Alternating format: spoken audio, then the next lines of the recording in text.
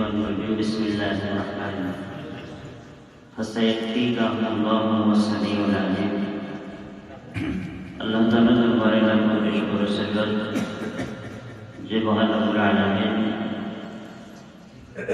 মরহুম মাওলানা আশরাফুল ইসলাম সাহেবের দোয়া অনুষ্ঠানে আমরা শরীক হতে পেরেছি। এই জন্য আল্লাহ তাআলা দরবারে শুকরিয়া আদায় করি বলে আলহামদুলিল্লাহ। আমাদের সঙ্গে কি উপস্থিত আছেন আমরা সকলেই জানি। সুনামধন্য আলেম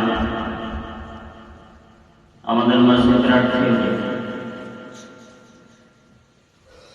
তো 2013 সালে আমি আসার পূর্বে আমি মসজিদের প্রায় 10 বছর এমন কোন ব্যক্তির কাছে দল মত নির্বিশেষে যে দলের ব্যক্তি হন দীর্ঘ 10 বছর আপনাদের মাঝে সন্ধানের মধ্যে আছি, ভুল ভ্রান্তির মধ্য দিয়েও ভালোবাসার মোটামুটি সেভাবে চলতেছে। তো দীর্ঘ 10 বছর দল মত নির্বিশেষে মাওলানা আশরাফুল ইসলাম সাহেবকে একজন ব্যক্তিকেও আমি শুনি নাই কারো জবান থেকে সত্য কথা যেটা আল্লাহর ঘর দলমত নির্বিশেষে সবাই ভালো বলে, ঠিক কিনা ভাই? আমি কারো কাছ থেকে শুনি নাই। উনি কালীগঞ্জের মাদ্রাসায় শিক্ষকতা করতেন এবং কলিজোগা মসজিদে অনেকদিন মসজিদে ইমামতিও করেছেন, ঠিক কিনা ভাই? অনেক ভালো ব্যক্তি ছিলেন এবং হাস্য উজ্জ্বল চেহারা নিয়ে সবসময় ঘুরতেন, যতটুকু শুনছি আমাদের ভাইদেরও বলেছেন। তো যার শ্রেণীর পিতা মাতা সবচাইতে দুনিয়ার জিন্দেগিতে ভাগ্যবান ভাই শ্রেণীর ভাই 4 শ্রেণী। 1 নম্বর হলো যে আলেমের পিতা মাতা হইতে, দ্বিতীয় হলো শহীদের পিতা মাতা হইতে, 3 নম্বর পাগল অঙ্গহীন এমন ব্যক্তির পিতা মাতা হইতে, 4 নম্বর শিশু অবস্থায় যাদের সন্তান দুনিয়া থেকে মাসুম অবস্থায় চলে যান সে সমস্ত পিতা মাতাও ভাগ্যবান। তো আমাদের মাঝ থেকে মাওলানা আশরাফুল ইসলাম সাহেব যেভাবে চলে গেছেন এটা কি মৃত্যু ভাই? শাহাদাত। ইন্ডিয়া থেকে আসছেন, আসার পরে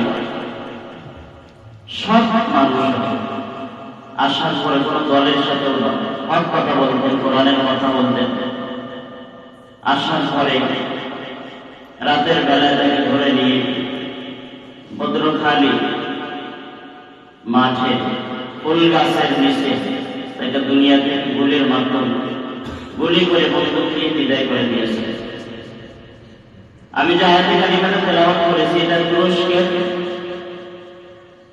জাদু ঘরে এই আয়াতটা কেন তেলাওয়াত করেছে? হযরত ওসমান রাদিয়াল্লাহু তাআলা আনহু শাহাদাত বরণ করেন বিদ্রোহী ঘাতকদের হাতে। কাদের হাতে ভাই? বিদ্রোহী ঘাতকদের হাতে। তো ওনাকে আসর থেকে মাগরিবের ভিতরে এই সময়টার ভিতরে ওনাকে দুনিয়া থেকে বিদায় করে দিয়েছিলেন।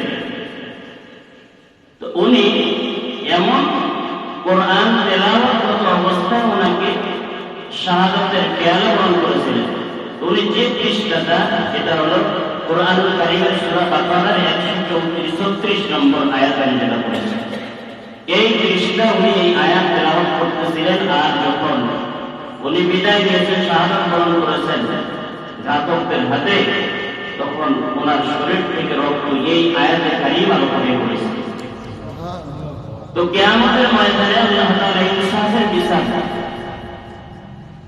লিয়াউমিল কিয়ামা, কিয়ামতের ময়দানে তারিখ আল্লাহ তাআলা কায়েম করবেন ইনসাফ। অনেক রক্ত কাল কিয়ামতের ময়দানে সাক্ষ্য দিবে শহীদের, ঠিক আশরাফুল মাওলানা সাহেবের ওনার রক্ত কাল কিয়ামতের ময়দানে আপনার আমার সামনে রক্তের জবান করে ওই রক্ত সাক্ষ্য দিবে যে ইনি একজন শহীদ। আমরা দেখতে পাবো ইনশাআল্লাহ। অনেক তরবারি কাল কিয়ামতের ময়দানে জবান খুলে শাহাদাতের সাক্ষী দিবেন আপনার আমার সামনে। অনেকে নিজ মঙ্গলা জালেমদের হাতে মাজলুম, নির্জন ঘরের ভিতরে, আলোহীন ঘরের ভিতরেও জীবন দিয়েছেন। এমন আলোহীন ঘর কালকে আমাদের ময়দানে শাহাদাতের সাক্ষ্য দিতে আছে না? এমন ঘর বাংলার জমিনে অনেক মাটির উপরে অনেককে অন্যায় বলে দাফন, অন্যায় বলে হত্যা করা হয়েছে। এই মাটির বিছানা, এই মাটির কালকে আমাদের ময়দানে শাহাদাতের আপনার আমার সামনে সাক্ষী দিবে। বিশ্বাস হয় ভাই? দেখতে পাবো ইনশাআল্লাহ। যেদিন ইনসাফের দাড়িপাল্লা আল্লাহ তাআলা কায়েম করবেন।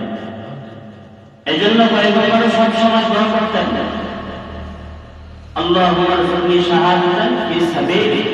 আবু বকর, ওমর, ওসমান, আলী আমাদের আকাবিররা সবাই দোয়া শাহাদাতের পেয়ালা গ্রহণ করে। কেন? শাহাদাতের পেয়ালা গ্রহণ করলে নিজেও তো জান্নাতি।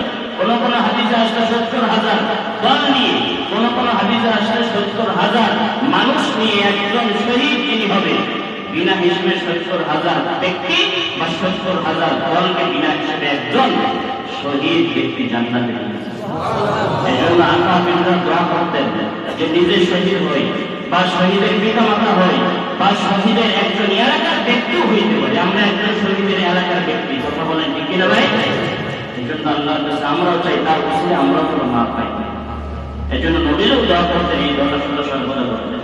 তো হুজুর আসছেন, হুজুরের সামনে কথা বলা বেয়াদবি, দোয়ার আশা নিয়ে একটু বেড়ানোর সময় দিয়েছে, এই জন্য ধন্যবাদ জানাই।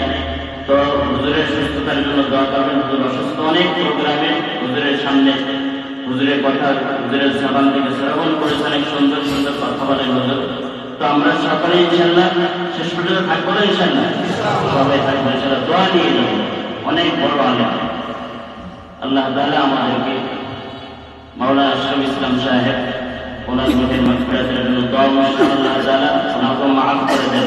ছোট দুইটা ছেলে সন্তান, একটা মেয়ে এবং বিশেষ করে ওনার স্ত্রী দিলেন, এখনো সেভাবে আছে।